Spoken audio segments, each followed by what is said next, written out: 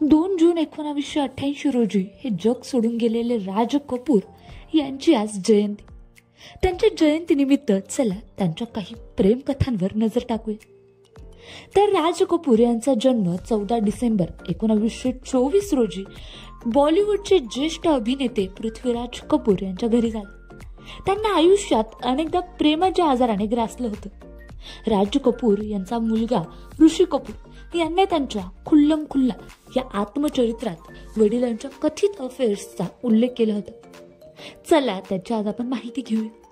तर ऋषी कपूर यांनी लिहिलं होतं की जेव्हा त्यांचे वडील राज कपूर 28 वर्षाचे होते तेव्हा ते कोणाच्या तरी प्रेमात पडले होते. पण दुःखाची गोष्ट म्हणजे ती स्त्री त्यांची आई नव्हती.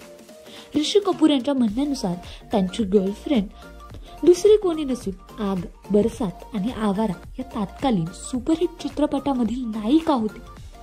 ऋषी कपूर यांनी कोणत्याही अभिनेत्रीचं नाव घेतलं नव्हतं, पण त्यांनी ज्या चित्रपटाचा उल्लेख केला होता त्या नायिका नर्गिस होत्या.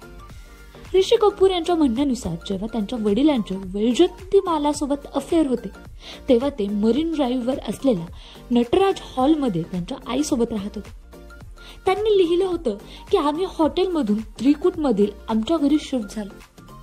राज कपूर यांनी त्यांच्या आईला परत आणण्यासाठी सर्वतोपरी प्रयत्न केले, परंतु वडिलांनी त्यांच्या आयुष्यातून ती गोष्ट संपेपर्यंत आईला ते मान्य नव्हतं. नर्गिस आणि वैजयंतीमाला यांच्यानंतर राज कपूर यांचे नाव जिन्नत अमान सोबत सुद्धा जोडले गेले होते.